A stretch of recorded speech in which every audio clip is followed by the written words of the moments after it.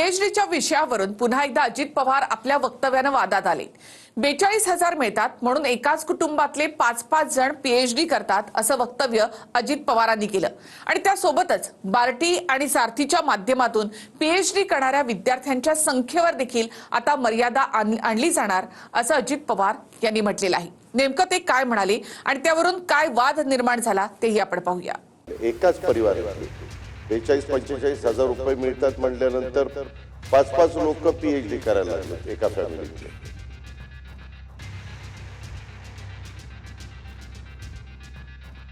PhD वरून पुन्हा एकदा अजित पवारांच्या एका वक्तव्यावरून वाद निर्माण झाला। 42,000 मिळतात म्हणून बार्टी आणि सारथीच्या माध्यमातून एकाच कुटुंबातून 5-5 जण पीएचडी करतात असं अजित पवार म्हणाले। त्याचवेळी बार्टी आणि सारथीच्या माध्यमातून पीएचडी करणाऱ्यांच्या संख्येवर मर्यादा आणणार असल्याचंही अजित पवारांनी सांगितलं। असे काही विषय निवडले गेलेले आहेत, कुठल्या मुलांना द्यायचं, काही ठिकाणी एकाच परिवारातले 42-45 हजार रुपये मिळतात म्हटल्यानंतर 5-5 लोक पीएचडी करायला लागलेत एका फॅमिलीतले। आणि मी मधीच माहिती घेतली तर ह्या ठराविक विद्यार्थ्यांच्या करता कित्येकशे कोटी रुपये जात आहेत आणि 4 लाख विद्यार्थ्यांच्या करता म्हणजे ह्यांच्या करताच रक्कम इतकी मोठी जाते आणि बाकीच्यांच्या करता अतिशय म्हणजे 50% पेक्षा जास्त रक्कम इकडे जायला लागल्यात आणि विद्यार्थ्यांची संख्या कमी आहे। आता त्याच्यामध्ये कॅबिनेटमध्ये याच्याबद्दलची खूप साधक-बाधक चर्चा झाली।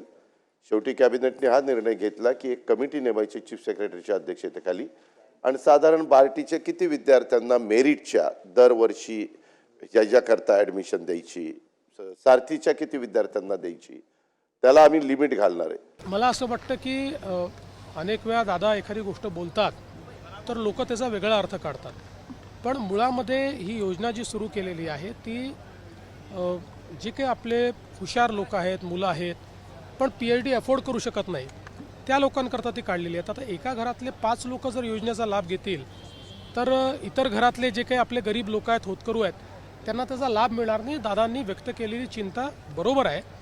या संदर्भात योग्य अशा प्रकारे आपल्याला त्या ठिकाणी निर्णय करावा। बार्टी, सारथी आणि महाज्योती या संस्थांच्या माध्यमातून त्या समाजातील विद्यार्थी पैशाअभावी मागे राहू नयेत म्हणून मदत केली जाते। बार्टी म्हणजे डॉक्टर बाबासाहेब आंबेडकर संशोधन आणि प्रशिक्षण संस्था। याद्वारे अनुसूचित जाती म्हणजेच एससी वर्गातील विद्यार्थ्यांना शिक्षणासाठी मदत केली जाते। सारथी म्हणजे छत्रपती शाहू महाराज संशोधन प्रशिक्षण संस्था। यातून मराठा आणि मराठा कुणबी समाजाच्या विद्यार्थ्यांना मदत होते। आणि महाज्योती म्हणजे महात्मा ज्योतिबा फुले संशोधन प्रशिक्षण संस्था। इतर मागास प्रवर्ग अर्थात ओबीसींच्या विद्यार्थ्यांना महाज्योतीद्वारे शिक्षणात आर्थिक सहाय्य केलं जातं। पण आता 42 हजार मिळतात म्हणून एकाच कुटुंबातले 5-5 जण पीएचडी करायला लागले असा दावा अजित पवारांनी केला। तुम्हाला जर तिजोरी नीट सांभाळता येत नसेल, तुम्हाला जर लोकांचे प्रश्न समजून आणि इथला विद्यार्थी असेल, इथला मायनॉरिटी असेल, आदिवासी असेल, पाड्यावरचा माणूस असेल, शिक्षक कर्मचारी असेल, त्यांच्या कष्टाचा मेहनताना जर देणं होत नसेल तर तसं सांगा की आम्ही सरकार चालवायला असमर्थ आहोत। समर्थ लोक सरकार हातात घेतील। त्यामुळे ही भाषा बरोबर नाही आणि अशा पद्धतीने पीएचडी करणाऱ्या विद्यार्थ्यांचा, कारण कधी माननीय उपमुख्यमंत्र्यांनी पीएचडी करणाऱ्या लोकांचा उपमर्द करायचा तर कधी प्रशांत बमने शिक्षकांचा उपमर्द करायचा, हे चुकीचं आहे। चुकीचं आहे, तो त्यांचा मूलभूत अधिकारी आहे। जर ते कुटुंब जर त्या समाजाला जर असतील आणि त्यांनी त्या समाजाचा तुम्ही शासनाने घटनेनुसार त्यांना दिलेला अधिकार आहेत, मग त्यांची चूक आहे का त्या एका कुटुंबामध्ये ते राहत आहेत म्हणून घेऊन? आणि असं कुठे ठरलेलं नाही आहे की समाजामध्ये एकच माणूस शिकू शकतो। एका बाजूला अजितदादा धर्मनिरपेक्षची गोष्ट करतायत आणि अशा प्रकारे बोलून ते नेमकं त्यांची भूमिका काय हेही सर्वसामान्य लोकांच्या मनामध्ये प्रश्न निर्माण होतोय। पीएचडी विद्यार्थ्यांच्या बाबतीत अजित पवार आत्ताच बोलले तसं नाही तर या आधी सुद्धा पीएचडी करून काय दिवे लावणार आहेत असं अजित पवार विधान परिषदेत बोलले आहेत। 1329 मुलांनी अर्ज केले फेलोशिपसाठी। ते आशेवर होते की फेलोशिप त्या ठिकाणी मिळणार आहे आणि म्हणून हा जो निर्णय आपण घेतला 200चा तो पुढच्या वर्षी लागू करावा अशी आमची विनंती आहे। मागच्या लोकांना फेलोशिप करून काय करणार आहे? नाही, पीएचडी घेतील ना सर।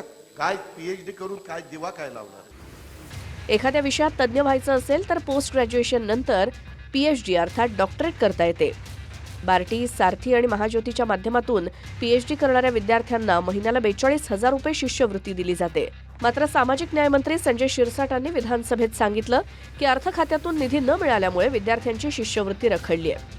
महाज्योतीच्या माध्यमातून 126 कोटींची थकबाकी आहे, तर सारथीची थकबाकी आहे 195 कोटींची.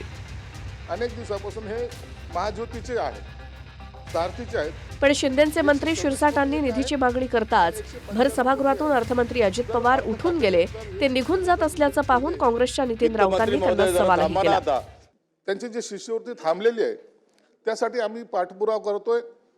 आज सुदैवाने आज सभागृहामध्ये अर्थमंत्री साहेब अजितदादा पवार साहेब आहेत.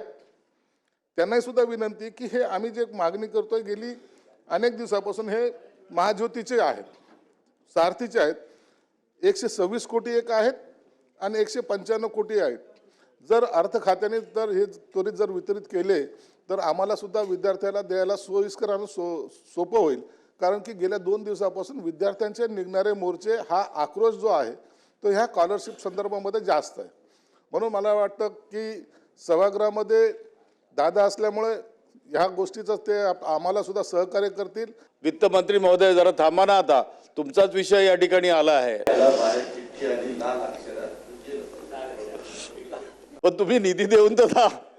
अर्थ खात्याने जर हे त्वरित जर वितरित केले तर अर्थ खात्यातून निधी मिळत नाही अशी तक्रार याआधी सुद्धा शिंदेच्या शिवसेनेच्या मंत्र्यांनी केली आहे. आता तर भर विधानसभेत विद्यार्थ्यांच्या पीएचडीची शिष्यवृत्ती थकलेली आहे, निधी द्यावा अशी मागणी शिरसाटांनी केली. पण चिठ्ठी आली असं म्हणत अजित पवार विधानसभेतून निघून गेले.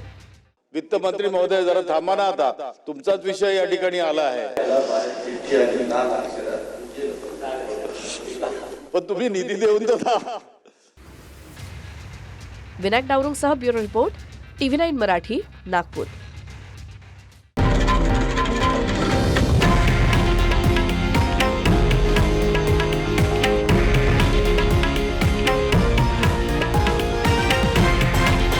हे आहे देशातील नंबर 1 न्यूज नेटवर्क आणि आपण पाहत आहात TV9 मराठी, एकमेव.